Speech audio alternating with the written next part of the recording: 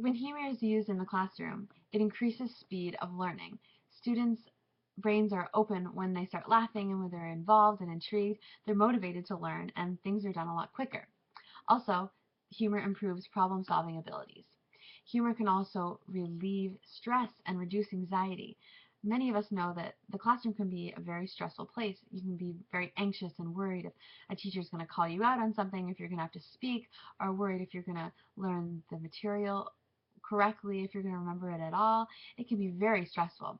So as soon as a speaker or a teacher opens up and says something funny or relates something to something that's relevant to the whole class, it can be very relaxing and can relieve stress and cause anxiety levels to go down, which is wonderful for many students. They like to be able to be calm and relaxed when they come into a classroom.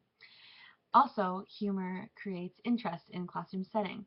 Like I previously mentioned, students, when they know they have a great teacher and they use humor and they're interesting, they're more apt to show up on time, to be ready, just to be willing and able and just ready to learn, which is wonderful.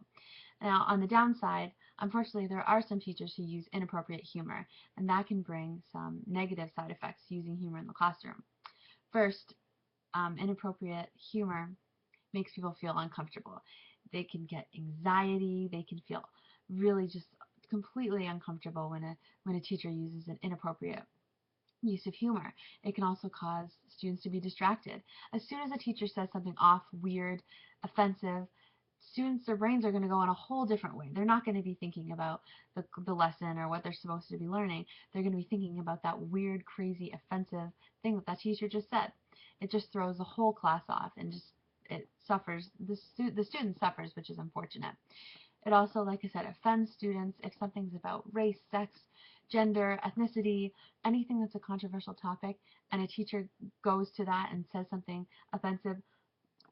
Students' feelings are going to be hurt. They're going to be offended, and they're going to get anxiety back. Like I said, humor can help with anxiety when it's used in the wrong way. It brings anxiety back, which is not what a teacher should want to do and is not beneficial to anyone in the class. So, moreover, about the pros and the cons, luckily, bringing humor to a classroom, the benefits outweigh the negatives, and you just have to hope that you'll get that good teacher that uses the right humor use and benefits her students, his or her students, sorry.